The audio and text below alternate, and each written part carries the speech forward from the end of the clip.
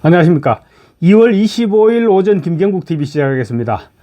탄핵 정국을 겪으면서 우리가 깨달은 중요한 사실이 하나 있습니다. 바로 언론입니다. 대한민국 언론은 이미 모두 썩었다는 사실을 재상 확인을 했습니다.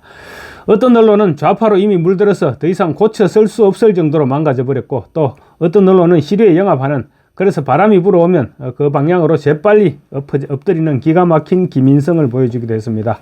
이제 방송은 말할 것도 없고 조중동이니 뭐니 하는 소위 레거시 언론들은 자기들 이익을 위해서는 언제라도 가짜뉴스를 내보낼 준비가 돼 있다는 사실을 확인했습니다.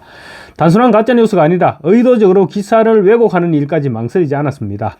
이번 파동을 겪으면서 그동안 이름 없던 언론들, 인터넷 언론들이 오히려 사실을 알리는 역할을 했고, 속보성에서나 팩트 전달 측면에서 레거시 언론들보다 훨씬 더 언론다운 언론 역할을 했다는 평가를 받게 됐습니다. 아마도 앞으로 언론 시장에 격변이 오지 않을까 싶습니다. 김성우 전 한국일보 주필, 언론계의 대선배입니다. 1934년생으로 은퇴한 지는 오래됐지만 필력이 대단하신 분입니다. 언론계 대선배로서 최근 언론의 꼬락서니를 질타하는 장문의 글을 펜앤드마이크에 기고했습니다. 제목부터가 나라를 망치는 것은 언론이다 라는 글입니다. 김 전 주필은 나라를 망친 가장 큰 책임자는 언론이라는 말은 김대중 전 대통령이 회고록에 적었던 것인데, DJ가 유언처럼 남긴 이 말이 얼마나 명언인가를 지금 생생히 실감할 수 있다는 말로 글을 시작했습니다. 구구절절히 뼈를 때리는 명문입니다. 조금 길기는 하지만 소개시켜 드리겠습니다. 김 전 주필은 대한민국 언론의 위치를 신문들은 삐라였고 방송들은 나팔이었다고 꼬집었습니다. 이어서 야당이 연속적인 특검과 탄핵의 남발로 국정을 마비시키고 있을 때 그것을 방치하면 정부가 금방 무너질 것을 뻔히 아는데도 알면서도 언론들은 이에 대해서는 아무것도 모르는 척 외면했다. 그러면서 야당의 대통령 탄핵 흥행에만 동조하여 탄핵 사유가 될 것도 없는 명품백이나 한 쌍병의 죽음에 매달려 연일 떠들어댔다고 지적했습니다. 당시 야당의 이 폭거를 제지할 수 있는 유일한 권력은 무소불위의 언론밖에 없었고, 언론들이 문매를 때려서 엄중히 경고를 했더라면 아무리 철면피한 야당이라도 지금의 공황 사태까지 오게 하지는 못했을 것이라면서 언론의 직무유기를 질타했습니다. 또 비상계엄이 터지자 내란이라는 야당의 주장에 무조건 동조하고 광분했다고 지적했습니다. 사실이 그랬습니다. 비상계엄이 터지자 언론들은 앞뒤 죄보지 않고 거의 무조건적으로 비상계엄은 잘못된 것이고, 윤 대통령이 왜 계엄을 선포했는지는 아예 관심조차 보이지 않았던 것이 사실입니다. 계엄을 유발했던 원인이 야당의 탄핵 남용에 있었다는 사실을 언론들도 기자들도 모르지는 않았죠. 그럼에도 불구하고 그 부분에 대해서는 한마디도 추궁하지 않고 계엄이 내란인지 아닌지조차 따져볼 생각은 아예 없이 막무가내로 그저 계엄만 가지고 흥분했던 것도 사실입니다. 마치 80년대 민주화 투쟁을 할 때 기자들이 민정당 편을 들면 군사 독재 정권에 기생한다는 그런 손가락질을 받았던 것처럼 내란몰이에 동조하지 않으면 수구 세력인 것처럼 내몰아가다 보니까 오늘에 이르는 것도 사실입니다. 김 전 주필은 그러다가 윤 대통령에 대한 탄핵 소추안이 가결됐을 때, 그리고 마침내 대통령이 체포됐을 때 언론들은 마치 대첩이라도 한 듯이 일제히 만세를 불렀다.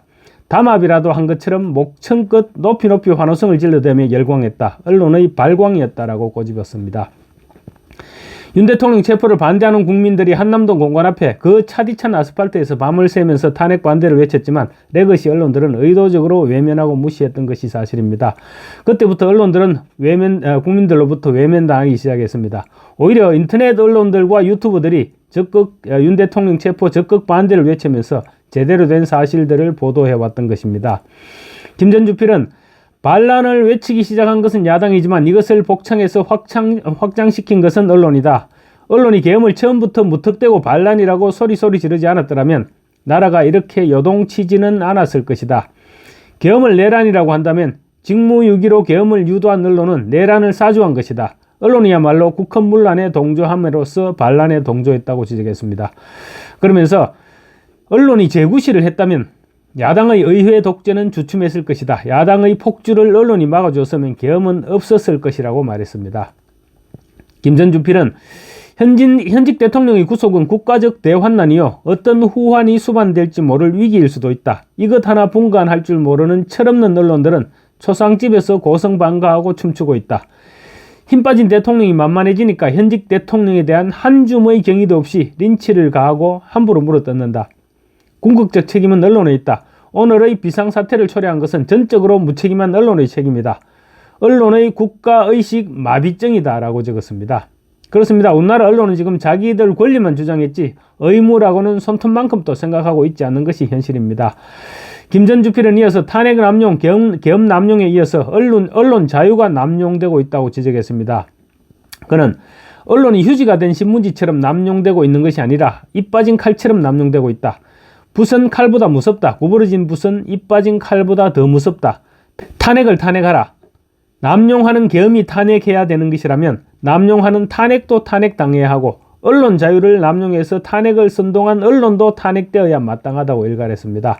김 전 주필은 또 언론 자유를 남용하려는 자 외에는 언론 자유를 부르짖지 않는다고도 했습니다. 그는 야당이 합법적이고 탄핵을 남발하여 법치주의를 모독하듯이 언론이 언론 자유를 남용하여 언론 자유를 모독하고 있다. 야당이 그토록 외치던 민주주의를 쟁취하고 나니 그 민주주의를 퇴폐시키고 있듯이 언론은 그토록 외치던 언론 자유를 성취하고 나니 그 언론 자유를 부패시키고 있다면서 언론을 반민주 세력으로 규정했습니다. 그러면서 또 입법부, 사법부, 행정부의 3권에 이어 언론을 흔히 제4부라고들 한다. 입법부는 의회 독재로 비정상이고 사법부는 이념에 흔들려서 비정상이고 행정부는 탄핵 연발로 기능이 마비되어서 비정상이고 거기에 언론마저 비정상이니 사지가 모조리 고장난 전신지체장애의 이 비정상 공화국을 어쩔 것인가? 언론아, 너 맞으라니 이 나라를 어쩌자는 것인가? 라고 한탄했습니다. 김 전 주필은 마지막으로 국민들은 저마다 TV를 화가 나서 못 보겠고 신문은 분해서 못 보겠다고 한다. 정오 대 정오, 분노 대 분노를 증폭시키는 것이 언론이라고 한다. 이쪽 편이든 저쪽 편이든 반드시 어느 한 편에게는 꼴도 보기 싫은 얼굴들이 괴물처럼 쉴 새 없이 등장해서 전 국민이 공황증에 시달리고 있다고 한다. 볼만한 신문이 없고 볼만한 TV가 없다고 한다. 신문도 TV도 없는 편이 국민 건강에도 국가 건강에도 이롭겠다고 한다. 지금 나라를 망치고 있는 것은 언론이다. 이런 말로 글을 맺었습니다. 저도 기자 출신이지만 이번 탄핵 국면을 거치면서 언론이 이 정도로 타락한 적이 있었던가 싶습니다. 기사를 쓰다가 보면 오버를 할 수도 있습니다. 그렇지만 처음부터 오버를 만들어가는 것과는 다릅니다. 지금 언론들은 마치 헌법재판소가 윤 대통령 탄핵이라는 결론을 내려놓고 심판을 해나가듯이 기사 역시 방향을 정해두고 취재를 합니다. 그나마 그 취재도 엉터리인 경우가 태반입니다. 이러니 어떤 국민이 언론을 믿을 수 있겠습니까? 이번 탄핵 파문을 계기로 레거시 언론들의 퇴조는 더욱 가팔라질 것이고 유튜브와 인터넷 언론들이 그 자리를 빠르게 잠식해 나가지 않을까 싶습니다. 감사합니다.